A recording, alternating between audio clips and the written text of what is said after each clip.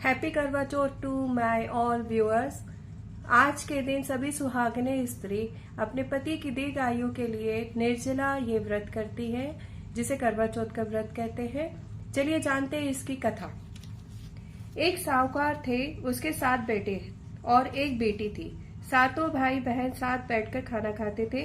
एक दिन कार्तिक की चौथ का व्रत आया तो भाई बोले कि आओ बहन जीम ले।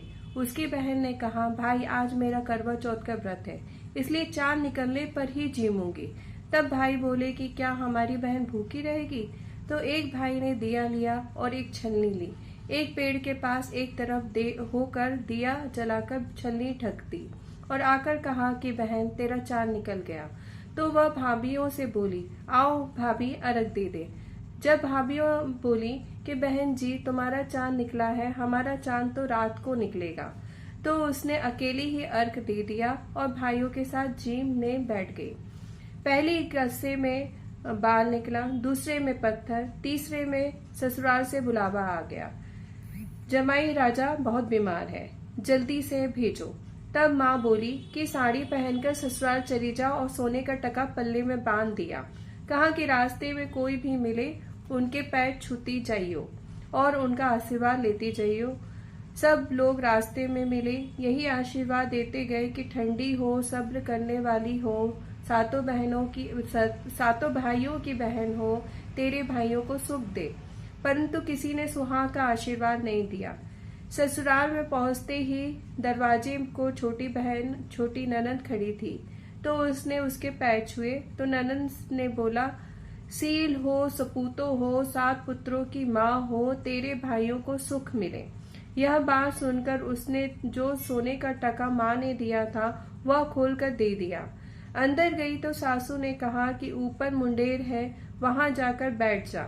जब वह ऊपर गई तो देखा कि उसका पति मरा पड़ा है, तो वह रोने चिल्लाने लगी। उसकी दासियों से कहती कि वह ऊपर पड़ी है, उसको बंधी हुई रोटियां दे आओ। इस प्रकार माँ की तिल चौथाई, बोली कि करवा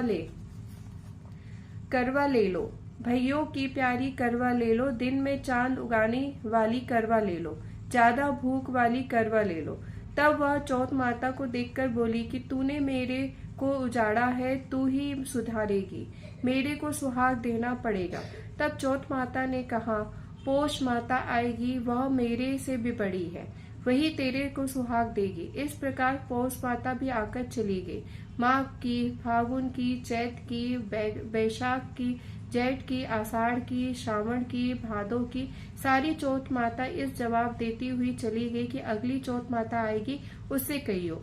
बाद में अश्विन की चौथ माता आई और कहा कि तेरे ऊपर कार्तिक की चौथ माता नाराज है, वही तेरा सुहाग देगी, तब उसके पैर पकड़कर बैठ जाइयो। यह कहकर वह तो चली गई। बाद में कार्तिक की चौथ माता आई और गुस्से में बोली कि भाइयों की प्यारी करवे ले, दिन में चांद उगाने वाली करवा ले, ज्यादा भूख वाली करवा ले। तब साहूकार की बेटी और पैर पकड़कर बैठ गई और रोने लगी, हाथ जोड़कर बोली, हे चौथ माता, मेरा सुहाग तेरे हाथ में है, तेरे को देना पड़ेगा।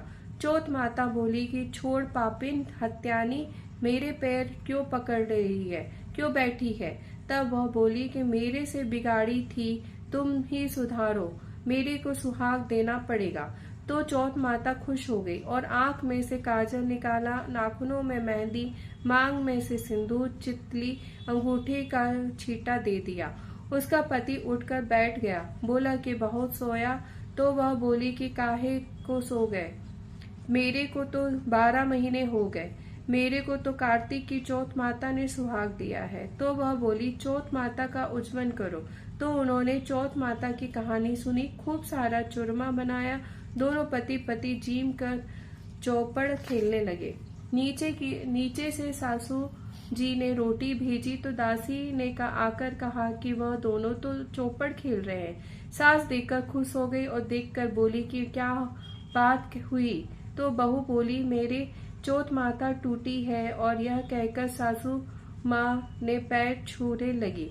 सारी नगरी में ढिंडोरा पिटवा दिया, सबको चौथ का व्रत कहने को कर दिया। 13 14 करना नहीं तो 4 करना, नहीं तो 2 चौथ सब कोई करना। हे चौथ माता, जैसे साहूकार की बेटी को सुहाग दिया वैसे ही सबको देना। मेरे को भी कहने सुनने सब परिवार को सुहाग देना। बोलो चौथ माता की जय।